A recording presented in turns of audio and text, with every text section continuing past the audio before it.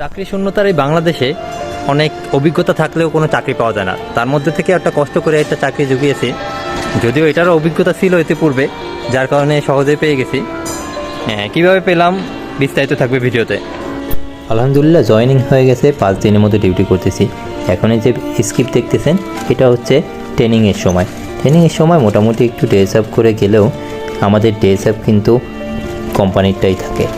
আলহামদুলিল্লাহ এইখানে বেতনটা প্রায় 18 থেকে 25,000 টাকা পর্যন্ত উঠানো যায়।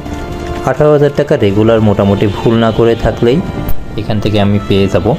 তো এটা হচ্ছে ইউনিলিভারের একটা কোম্পানি। ইউনিলিভার, আকিজ এবং বড় বড় যে কোম্পানিগুলো আছে এই সব কোম্পানি আসলে বিশ্বস্ত, যারা রেগুলার বেতনটা সব সময় ঠিক মতো দিয়ে থাকে। তাছাড়া ছোটোখাটো যেসব কোম্পানি আছে এগুলোতে বেতন নিয়ে মাঝে মধ্যেই ঝামেলা হয়।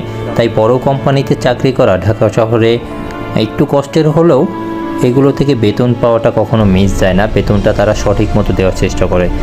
আর এই কোম্পানিতে একটা ফিউচারও আছে, যার কারণে লং টাইম থাকলে একটু উপরের দিকেও ওঠা যায় যদি পড়াশোনার দিকটা একটু ভালো থাকে।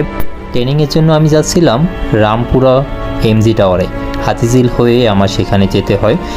তো সেখানে হচ্ছে এই কোম্পানির হেড অফিস। এটা হচ্ছে ইউনিলিভার কোম্পানি, ইউনিলিভারের পিওরিট সেক্টর, মানে পানি ফিল্টারের সেক্টরটা। এখানে কিছুদিন ট্রেনিংটা একটু বেশিই থাকে। প্রাথমিক পর্যায়ে যদি এখানে কেউ চাকরি নিতে যায় সেই ক্ষেত্রে 15 দিনের মতো ট্রেনিং করতে হয়। নতুন একজন মানুষ এভাবে 15 দিন একটা কোম্পানিকে সময় দেবে, এইটার দেওয়ার আগে অনেকবার ভাবে। কিন্তু এই চাকরিটার জন্য 15 দিন ট্রেনিং নিতেই হয়, কারণ যে ফিল্টারের সার্ভিস সেক্টর, তো সার্ভিসের জন্য তো আগে নিজেকে সার্ভিসটা শিখেই নিতে হবে। আমার বেলায় ভিন্ন ছিল, আমি সার্ভিসটা ইতিপূর্বেই জানতাম। আমি আরও এর আগে চাকরি করেছি 2 থেকে 3 বছর আগে। তো সেই ক্ষেত্রে আমার ট্রেনিংটা একটু কমই লাগছে। তো নতুন কেউ ঢুকতে গেলে একটু বেশি প্রয়োজন হয়। সেলসের ক্ষেত্রেও কিন্তু আপনাদের ট্রেনিং করতে হবে। বড় যে কোনো কোম্পানিতে চাকরি করতে গেলে আপনাদের কিছুদিন তাদের ট্রেনিং করতেই হবে। তো সব চাকরির ক্ষেত্রেই বলবো যে একটু বড় কোম্পানিগুলো যারা চাকরি পায় তারা নিশ্চিন্তে চাকরি করতে পারে। ঢাকা শহরের যে চাকরিগুলো আছে আসলে সেগুলো ঘুরলেই বোঝা যায় যে 12,000 থেকে 13,000, 14,000, 15,000 পর্যন্ত থাকে রেগুলার স্যালারি।